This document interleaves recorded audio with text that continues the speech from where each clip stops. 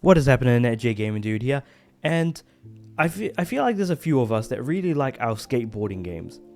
It's been a while since we've gotten Skate. Recently with Tony Hawk Pro Skater 1 Plus 2, which has done exceptionally well.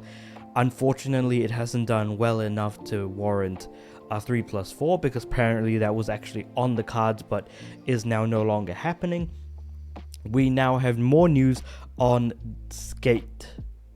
I don't know what else to call it because it's going to be a free-to-play live service skate game by EA, and we can actually sign up for the beta on consoles now, which I will absolutely be doing via Skate Insider's the Skate Inside playtesting program. Fancy name aside, EA hopes to receive feedback from selected players. As stated on the site, the studio is inviting people on playtest on Xbox to playtest on Xbox and PlayStation. This comes after an initial playtest on PC last year.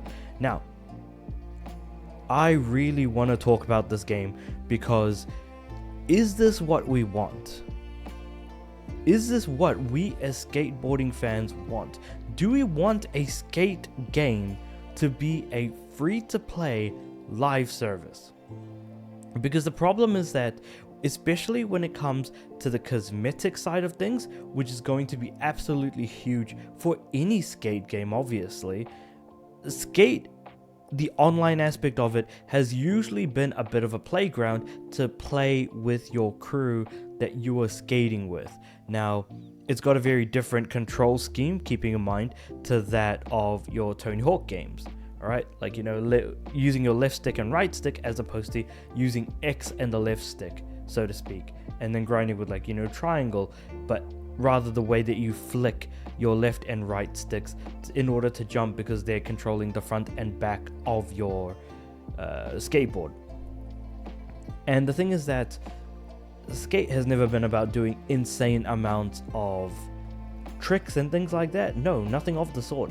In fact, it's really just about trying to recreate real life skating in a video game, at least as best as you can. And since Skate 3, we haven't gotten another skate game in a long ass amount of time. Really, upgrading, making your deck look nicer, whatever outfits your character are wearing, I can see that slotting in nicely, but the problem is that it could get real expensive real fast, and I feel like all the decisions being made for this game are only in service of making money to EA. It's not done for the love of skateboarding. It's not done for the love of, Skate as a franchise. I feel like if they were going to do that, they should have done a Skate 1, 2, 3 sort of collection. Re-release it on PS4, if not PS5, because again, Skate 3 released on PS3 and 360. Obviously, I have my copy of Skate 3 right in front of me here, and I did boot it up in order to get all of the online trophies about a couple of months ago. And so it really does kind of make me wonder, why go down this path? Why do things this way? What is the point?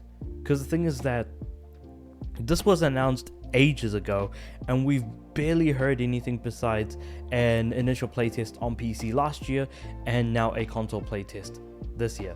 Just release the game in extremely early access if you have to, for Pete's sake. If you're gonna make a free-to-play game, we as the players would like you to at least be able to prove that the game plays well enough to be deemed at least acceptable purely on those merits alone. Because it just doesn't seem right to, serve it up as a free-to-play title. Again, Tony Hawk Pro Skater 1 Plus 2 did an excellent job in bringing back Tony Hawk Pro Skater 1 and Pro Skater 2 in a single package that didn't really require, any live services, any additional transactions, unless I'm missing one. But honestly, I didn't see any while I was playing, and I had a great time just jumping into the warehouse and doing a round or going through hangar or something like that. There was a lot of good stuff there and a lot of content to be held. But I don't know, I'm just kind of speculating at the moment as to what Skate is going to be like, but I also can't help but be pessimistic as to what Skate could end up becoming in the end. Take that for what it's worth, but let's just kind of finish up what we've got in this article here. So EA took a chance to address some community questions in the video announcement video. Mainly that console players playtesting originally slated for fall 2024, but now it's here, and that it'll be more black hairstyle customization options in the final game. Sure, okay, that's not personally important to me, but sure. Skate is a revival of the beloved skateboarding series, which was actually gone since Skate 3 in 2010. I thought Skate 3 was 2012. I didn't, completely forgot it was 2010. Holy cow.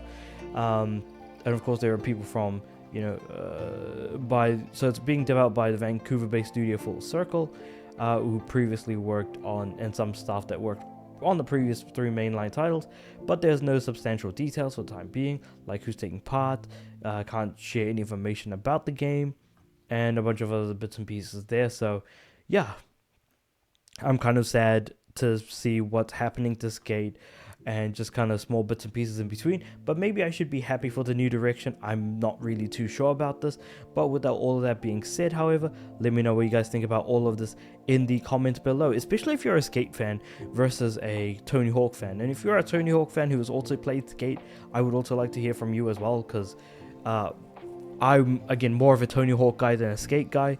But, you know, there are other skateboarding games out there, like Skater XL, for example. And there was another one I can't remember off the top of my head that's got a skateboard on the title. Like, the title of the game is written underneath a skateboard with, like, a high angle on the cover. I've got to find it. I know I've got a copy somewhere. But, yeah, all of that being... yeah, I can't remember what it was, but yeah. Yeah, let me know what you guys think about all of this in the comments below. Like the video if you like this, subscribe to the channel. I'm aiming for 500 subs by the end of the year. And with all that being said, I do upload every day, so I'll see you guys tomorrow.